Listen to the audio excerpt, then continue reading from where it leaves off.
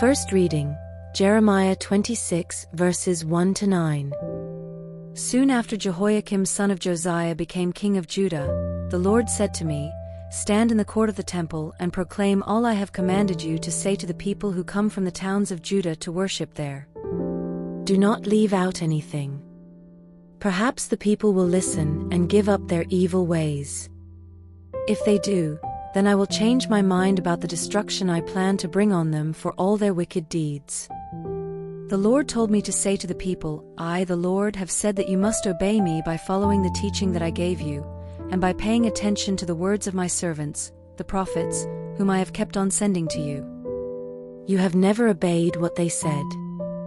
If you continue to disobey, then I will do to this temple what I did to Shiloh, and all the nations of the world will use the name of this city as a curse." The priests, the prophets, and all the people heard me saying these things in the temple, and as soon as I had finished all that the Lord had commanded me to speak, they grabbed me and shouted, "You ought to be killed for this. Why have you said in the Lord's name that this temple will become like Shiloh, and that this city will be destroyed and no one will live in it?" Then the people crowded around me. The word of God. Thanks be to God. Gospel, Matthew 13 verses 54-58. And went back to his hometown.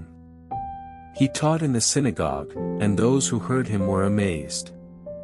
"Where did he get such wisdom?" they asked. "And what about his miracles? Isn't he the carpenter's son? Isn't Mary his mother, and aren't James, Joseph, Simon, and Judas his brothers? Aren't all his sisters living here? Where did he get all this?"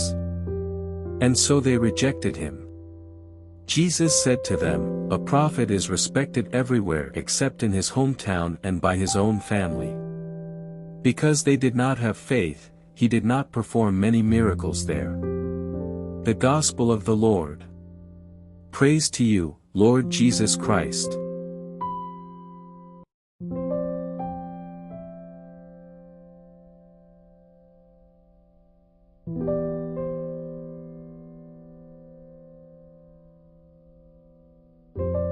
முதல் வாசகம். ஆண்டவர் இல்லத்திலேயே மக்கள் எல்லாரும் எரேமியாவை சூழ்ந்து கொண்டனர். இறைவாக்கினர் எரேமியா நூலிலிருந்து வாசகம். 26, 1-9 வரை. யோசியாவின் மகனும் யூதாவின் அரசனுமான யோயாக்கிமுடைய ஆட்சியின் தொடக்கத்தில் ஆண்டவர் அருளிய வாக்கு.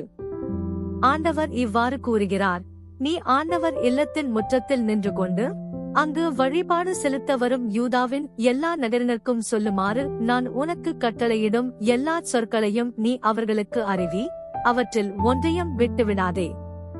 ஒருவேளை அவர்கள் உனக்கு செவிசாய்த்து அவரவர் தம் தீய வழிகளை விட்டு திரும்பலாம். அப்பொழுது அவர்களுடைய தீச்செயல்களை முன்னிட்டு அவர்களுக்கு நான் அளிக்க எண்ணியுள்ள தண்டனை பற்றி என் மனத்தை மாற்றிக்கொள்வேன். நீ அவர்களிடம் சொல்ல வேண்டியது, ஆண்டவர் கூறுவது இதுவே: நீங்கள் எனக்கு செவி கொடாமலும் உங்களுக்கு கொடுத்திருக்கும் என் சட்டத்தின்படி நடவாமலும் நீங்கள் செவிசாய்க்காத பொழுதும் நான் மீண்டும் மீண்டும் உங்களிடம் அனுப்பி வைக்கும் என் ஊழியர்களான இறைவாக்கினர்களுடைய சொற்களை கேளாமலும் இருப்பீர்களாகில் இக்கோவிலை சீலோவை போல் ஆக்குவேன். இந்நகரை உலகில் எல்லா மக்களினத்தார் நடுவிலும் சாபக்குறியாக மாற்றுவேன்." ஆண்டவர் இல்லத்தில் எரேமியா உரைத்த இச்சொற்களை குருக்களும் இறைவாக்கினரும் மக்கள் அனைவரும் கேட்டனர். மக்கள் அனைவருக்கும் சொல்லும்படி ஆண்டவர் கட்டளையிட்டிருந்த எல்லாவற்றையும் எரேமியா கூறி முடித்தபோது, குருக்களும் இறைவாக்கினரும் மக்கள் அனைவரும் அவரை பிடித்து, "நீ கண்டிப்பாய் சாக வேண்டும்" என்று கூச்சலிட்டனர். இக்கோவில் சீலோவை போல் மாறும், இந்நகர் குடியிருப்பாரற்று பாழாய் போகும் என்று ஆண்டவரின் பெயரால் நீ ஏன் இறைவாக்கு உரைத்தாய் என்று கூறி, ஆண்டவர் இல்லத்திலேயே மக்கள் எல்லாரும் எரேமியாவை சூழ்ந்து கொண்டனர். ஆண்டவரின் அருள்வாக்கு. இறைவனுக்கு நன்றி. நற்செய்தி வாசகம். இவர் தச்சருடைய மகன் அல்லவா? எங்கிருந்து இந்த ஞானம் இவருக்கு வந்தது? மத்தேயு எழுதிய தூய நற்செய்தியிலிருந்து வாசகம். 13:54 முதல் 58 வரை. அக்காலத்தில் இயேசு தமது சொந்த ஊருக்கு வந்து அங்குள்ள தொழுகை கூடத்தில் அவர்களுக்கு கற்பித்தார். அதைக் கேட்டவர்கள் வியப்பில் ஆழ்ந்தார்கள். அவர்கள், எங்கிருந்து இந்த ஞானம் இவருக்கு வந்தது? எப்படி இந்த வல்ல செயல்களைச் செய்கிறார்? இவர் தச்சருடைய மகன் அல்லவா? இவருடைய தாய் மரியா என்பவர்தானே? யாக்கோபு, யோசேப்பு, சீமோன், யூதா ஆகியோர் இவருடைய சகோதரர் அல்லவா? இவர் சகோதரிகள் எல்லாரும் நம்மோடு இருக்கிறார்கள் அல்லவா? பின் இவருக்கு இவையெல்லாம் எங்கிருந்து வந்தன என்றார்கள். இவ்வாறு அவரை ஏற்றுக்கொள்ள அவர்கள் தயங்கினார்கள். இயேசு அவர்களிடம், தம் சொந்த ஊரிலும் வீட்டிலும் தவிர மற்றெங்கும் இறைவாக்கினர் மதிப்பு பெறுவர் என்றார்.